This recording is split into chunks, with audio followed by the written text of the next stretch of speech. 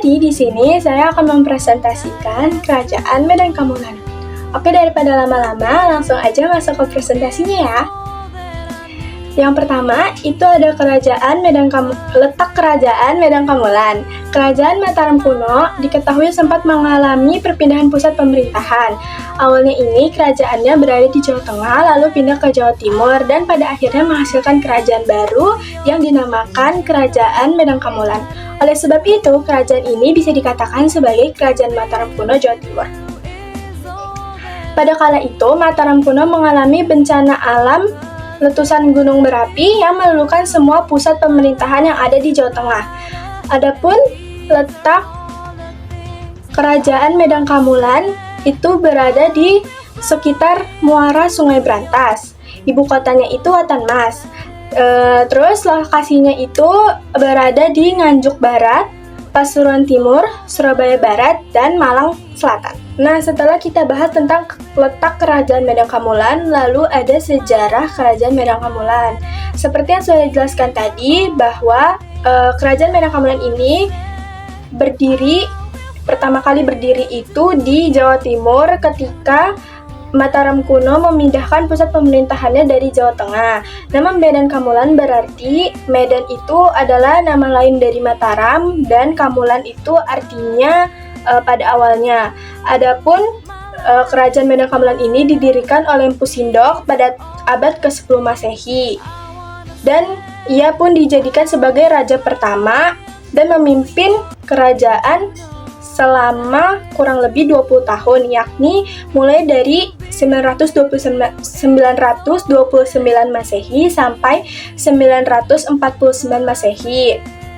Kala itu rakyat Medan Kamulan tersusun dalam sebuah hierarki. Saat itu kebudayaan yang berjalan di sana sangat berkembang dengan baik, dan masyarakat juga dibebaskan pajak agar bisa mempunyai bangunan suci.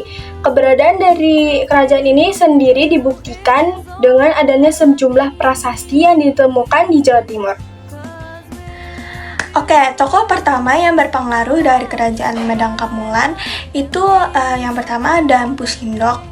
Dia memegang Kerajaan Medan Kamulan pertama di Kerajaan Medan Kamulan, dan juga masa memegang kejayaannya itu dari 929 Masehi sampai 947 Masehi.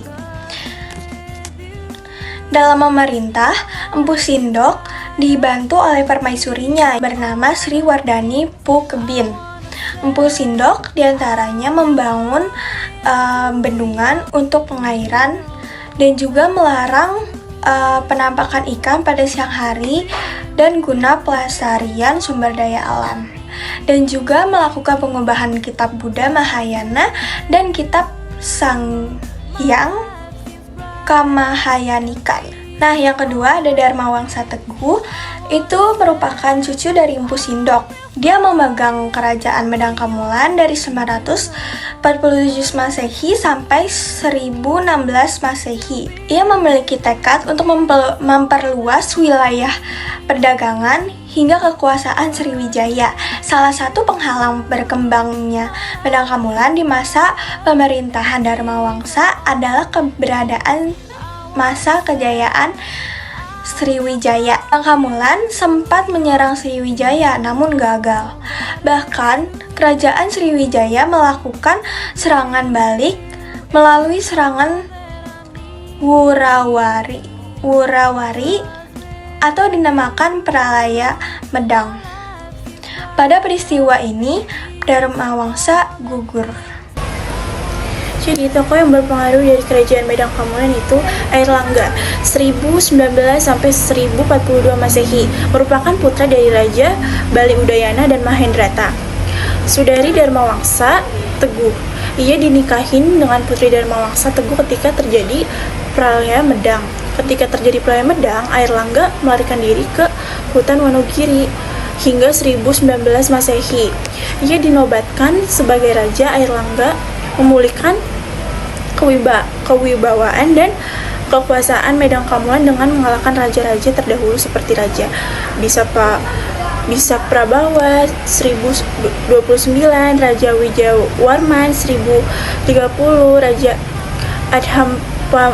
Adhampanuda 1031, dan Raja Wiwaris dari 1035. Kebijakan Airlangga diantarkan memperbaiki pelabuhan Bujung Galung yang terletak di Kali Bratas, membangun waduk Waringan Sapaguna menengah banjir, membangun jalan antara pesisir dengan pusat kerajaan. Kerajaan Medang Kamulan mencapai masa kejayaan pada pemerintahan Airlangga. Jadi di sini aku akan menjelaskan yaitu tentang puncak kekuasaan dan peristiwa Paraya Medan. Nah, saat pemerintahan Damawasa Teguh, kerajaan Medang Kamulan itu mencapai puncak kejayaannya. Namun, ambisi dan ekspansionisme Damawasa Teguh membawa kerajaan ini ke dalam pertempuran melawan Sriwijaya. Nah, serangan besaran-besaran Sriwijaya pada tahun 1016 Masehi yang dikenal sebagai Paraya Medan atau Kiamat Medan yang menyebabkan hancurnya kerajaan ini. Damawasa Teguh tewas dan sebagian besar rakyatnya terbunuh atau melarikan diri. Hanya Airlangga yaitu putra Damawasa Teguh yang berhasil selamat. Ia melarikan diri ke hutan bersama adiknya Damawulan dan memulai perjuangan untuk membangun kembali kerajaan yang hancur. Nah, terus selanjutnya yaitu ada kejayaan kerajaan Medang Kamulan yang kembali. Pada tahun 1019, Airlangga kembali dinobatkan sebagai raja dan Airlangga langsung melakukan pemulihan hubungan dengan Sriwijaya. Nah, Airlangga ini dikenal sebagai raja yang sangat diperhatikan rakyatnya. Banyak karya-karya dan agama yang berkembang pada zamannya.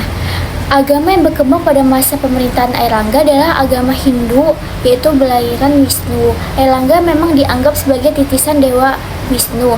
Pada masa pemerintahannya, berkembang banyak aliran keagamaan seperti Hindu, aliran Siwa, dan Buddha. Airlangga ini menorientasi di semua aliran itu. Dan sebelum ia mengundurkan diri, Airlangga ini membagi kerajaannya menjadi dua agar tidak adanya perang saudara. Kerajaan Jenggala atau Timur yang diberikan kepada Mempanji Garasakan. Yang kedua, kerajaan Kediri atau Barat yang diberikan kepada Sri Samarawijaya. Kemudian Airlangga menjadi petapa dan mangkat pada tahun 1049 Masehi. Nah, selanjutnya itu ada peninggalan kerajaan Medang Kamulan. Yang pertama ada Prasasti Pusindok. Prasasti Pusindok ini tentunya adalah prasasti peninggalan dari Empu Sindok. Prasasti ini menjelaskan tentang kehidupan politik Medang Kamulan semasa Empu Sindok bersama dengan Sri Wardani Pukabe'i. Prasasti ini ditemukan di Jombang, Jawa Timur dalam bentuk batu besar. Yang kedua, itu ada Prasasti Calcuta. Prasasti ini itu adalah peninggalan Raja Airlangga. Prasasti ini menceritakan tentang silsilah keluarga dari raja pertama, yaitu Empu Sindok. Selain itu, prasasti ini juga berisi tentang peristiwa hancurnya istana milik Dharmawangsa. Nah, selanjutnya ada peninggalan kerajaan Medang Kamulan. Nah, yang pertama itu ada prasasti Anjuk Ladang. Prasasti ini ditemukan di Jawa Timur dan prasasti ini berisi tentang awal berdirinya Medang Kamulan. Nah, yang juga ada prasasti Lor. Prasasti Lor merupakan prasasti yang dibuat sekitar tahun 939 Masehi. Prasasti tersebut menceritakan tentang perintah untuk membuat candi yang bernama Jayamrata dan juga Jayastambo yang terletak di desa Antik Lodang untuk memperingati kemenangan dari Empu Sindok. Peninggalan kerajaan Medang Kamulan yaitu ada Prestasi Tenggaran. Prestasi Tenggaran merupakan prestasi yang dibuat pada sekitar 933 Masehi. Prestasi tersebut menceritakan tentang Empu Sindok memerintah bersama dengan istrinya yang bernama Sri Wardani Pukabin atau rakyat bawang. Nah, yang kedua ada prasasti Bangil. Prasasti Bangil merupakan prasasti yang menceritakan tentang pembuatan candi yang digunakan untuk pemakaman ayahanda dari Pusinduk dan sang permaisuri, yakni Rakyan Bawang. Nah, terus ada peninggalan Kerajaan Medang Kamulan. Berikut daftar beberapa candi peninggalan dari Kerajaan Medang Kamulan.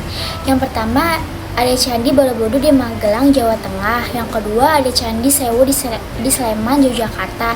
Yang ketiga ada Candi Sari di Sleman, Yogyakarta. Yang keempat ada Candi Gunung Ukir di Magelang, Jawa Tengah. Yang kelima ada Candi Gebang di Sleman, Yogyakarta. Yang keenam ada Candi Kalasan di Sleman, Yogyakarta.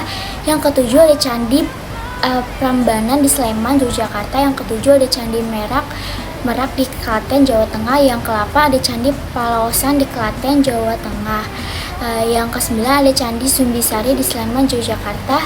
Dan ada Candi Lumbung di Magelang, Jawa Tengah. Peninggalan Kerajaan Medang Kamulan yaitu dari Candi Pawan di Magelang dari Jawa Tengah, Candi Ngawen di Magelang dari Jawa Tengah, Candi Marongan di Sleman dari Yogyakarta, Candi Mendut di Magelang dari Jawa Tengah, Candi Sojuan di Klaten dari Jawa Tengah, Candi Ijo di Sleman dari Yogyakarta, Candi Barong di Sleman dari Yogyakarta, Candi Bayonibo di Sleman, Yogyakarta, Candi Ratu Boko di Sleman dari Yogyakarta.